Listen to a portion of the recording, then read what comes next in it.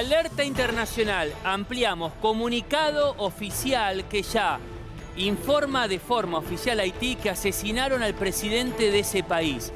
Mirá, textual. Esta mañana lo firma el primer ministro interino. Esta mañana, a la 1 de la mañana del 7 de julio, un grupo de personas no identificadas que hablaban en español e inglés asesinaron al presidente de la República. El presidente ha muerto a causa de sus heridas. Sí, asesinaron al presidente de Haití, un grupo comando que ingresó a la residencia. Fuerte información, el impacto que tiene no solo en Haití, sino y que pone a ver no solo la seguridad del presidente en alerta por lo que sucedió en la previa también, sino lo que viene sucediendo día a día en ese país. Y sumamos información a esto que te contábamos más temprano. Actualizamos esta información del ataque que se dio en la residencia privada del presidente, porque además la primera dama resultó herida de bala durante el ataque y está siendo tratada en un hospital.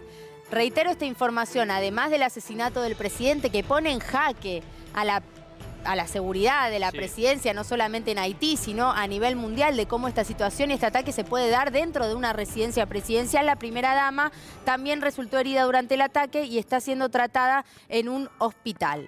El asesinato, mirá el contexto político, ¿no? Lo que sucede en Haití. El asesinato se produce 2 meses antes de las elecciones presidenciales y legislativas convocadas para el próximo 26 de septiembre. Unos comicios en la que Moisés, el asesinado presidente de ese país, no podía ser candidato. Moisés había convocado para la misma fecha un referéndum para aprobar una nueva constitución. Un proyecto que no contaba con el apoyo de la oposición ni de la comunidad internacional, por lo menos reportan esto las agencias internacionales. ¿Qué dice el primer ministro interino ahora?